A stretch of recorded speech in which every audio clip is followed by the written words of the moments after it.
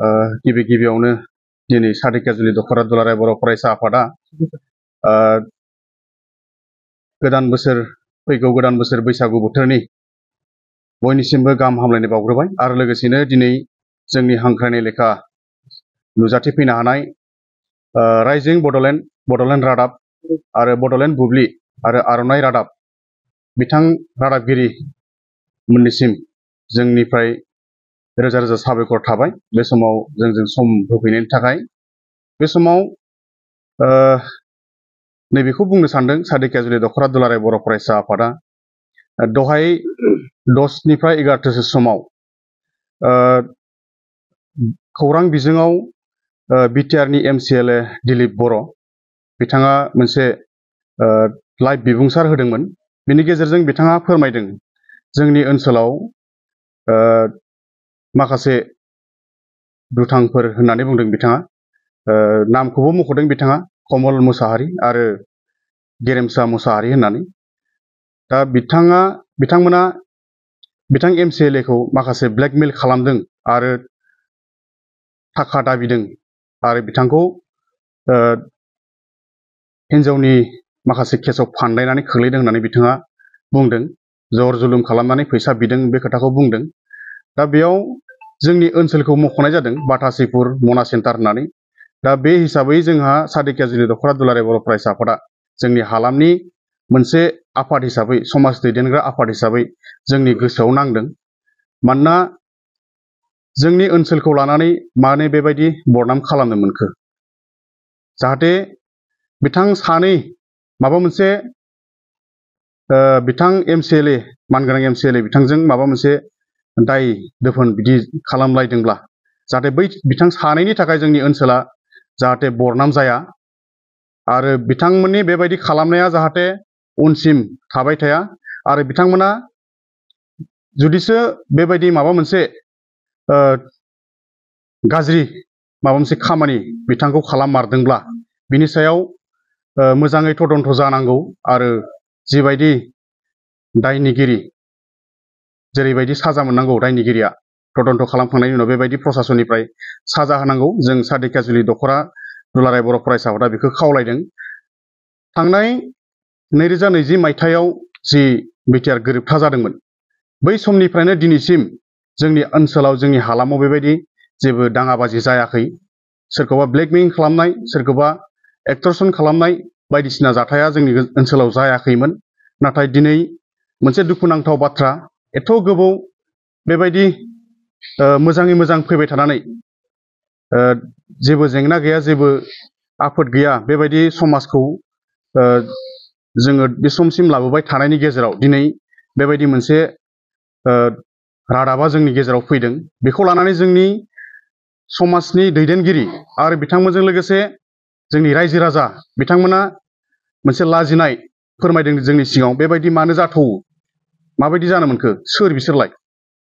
दा बेयाव बिथांमोनखौ जोंबो दासिमै रोखा मिथियाखै। खिन्थु जुदिसो बिथांमोना बै बिथां मानगोनां MCLA बुंनाय बिथां सुबुंमोनानो जुदि नंमारगौब्ला आरो बिथांमोना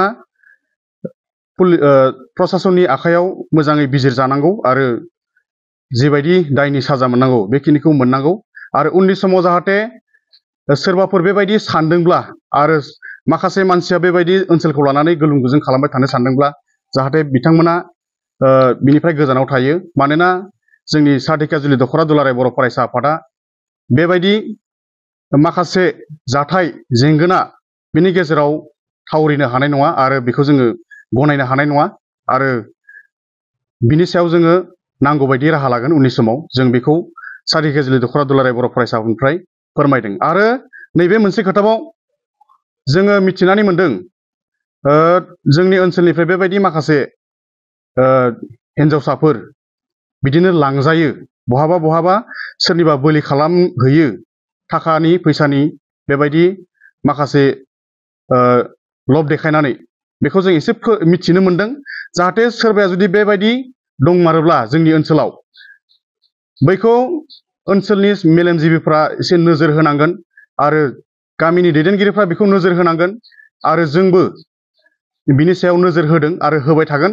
आरो जोंनि अनगायैबो बेयाव थानाय ओनसोलनि जायफोर समाजारि आफादफोर बिसोरबो बिनि सायाव नोजोर होनांगोन आरो बिनि सायाव बाथ्रा बुंनांगोन आरो बेखौ जोंनिफ्राय गैया खालामनांगोन। मानोना बेबायदि जुदि सोलिबाय थायोब्ला जोंहा ओनसोल हिसाबै गोबां बदनामबो जागोन आरो फैबाय थानाय समाव बे ट्रेन्डआनो जोंनियाव अराय समनि थाखाय थाबाय थागोन। जुदिसो बेबायदि थायोब्ला जोंनि समाजा मोजां जानाय नङा। बेनिखायनो जोंनि सा धिखाजुलि दख'रा दुलाराय बर' फरायसा आफादा जोबोद दुखुनि गेजेरजों ओनसोलनि बरनाम जानायखौ लानानै बेखिनिखौ बुंबाय, जाहाथे जाय बिथांमोना बेबायदियाव लोब्बा दङ बिथांमोना जाहाथे दिनैनिफ्राय बेबायदि खालामा आरो जोङो प्रसासनखौबो खावलायदों जुदिसो जाथाया नंमारगौब्ला बिनि सायाव मोजाङै तदन्त खालामनांगौ आरो दायनिगिरिखौ जिबायदि आयेन बायदि साजा मोननांगौ बिदि साजा होनांगौ। बेखिनियानो। बिथाङा गुना सेन्टार बाटासिपुर ओनसोलावहाय बायदिसिना सिखाव दाखायथि जाथाय जाबाय थायो, बेवहाय सिखाव दाखायथि मोनसे दङ होननानै बुंनायखौ जों खोनानो मोनदों। बे थार नामा? बेयो बुंनो थाङोब्ला सिगां समाव मालाबा गेजेर गेजेर जायो जों मिथिनायाव, किन्तु नैबे साननैसोआव आरो 2020 मायथाइनि उननिफ्राय बेबायदि जाथाराखैमोन। दिनै बिराद मोनसे दुखु गोनां बाथ्रा, दिनै हरखाब जाबाय, जोंबो लाजिनाय मोनदों। मानोना ससियेल मिडियायाव बिराद गोसारदों बे बाथ्राया। बाटासिपुरनि सोर, बबेनि, मा मावो, बेखिनि बाथ्राखौ गोबां सोंथि सोंदों आरो ओनसोलखौ लानानै बेबायदि बाथ्रा बुंजानायखाय जोंनि ओनसोलनि मानसिफ्राबो गोबां दुखु फोरमायदों।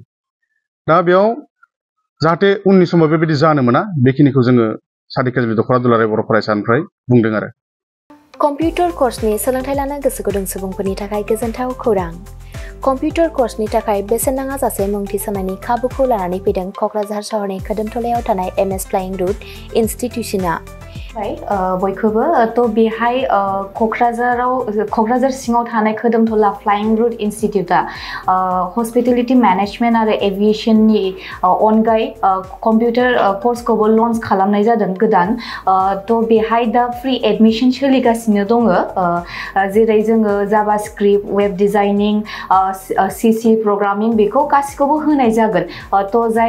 जायफोर केन्डिडेटफोरा गोसो दङ बेहाय माने थाबैनो रेजिस्ट्रेशन खालामनो हागोन। एडमिशन फ्रि सोलिगासिनो दं। एभिएशन आरो हस्पिटेलिटी मेनेजमेन्टनि फोरोंथाय होबोबाय थानायजों लोगोसेनो देग्लायनिफ्राय लानानै फैबावदों क'क्राझारनि MS फ्लाइंग रुट इनस्टिट्यूशना कम्पिउटारनि कर्स। आखा-फाखा रोंग'सार फोरोंगिरि आरो मोजां खाबु थानाय बे फसंथानाव PGDCA, DCA, CCA, JavaScript, web designing, CC programming, illustrator, stenography with typing बायदि बायदि कम्पिउटार कर्सफोरनि फोरोंथायखौ नोंथांमोननो होनो थाखाय बे समाव नेनानै दङ क'क्राझारनि खोदोमथलायाव थानाय MS फ्लाइंग रुट इनस्टिट्यूशना। गोदानै जागायनो लानाय कम्पिउटार कर्सनि थाखाय बे समाव MS फ्लाइंग रुट इनस्टिट्यूशनाव गिबि खेबनि थाखाय मुं थिसनगिरिफोरा बेसेन होनाङालासे मुं थिसननायनि खाबुखौ मोननो हागोन। थारैनो नोंथाङाबो कम्पिउटारनि गियान सोलोंनो गोसो दङ नामा?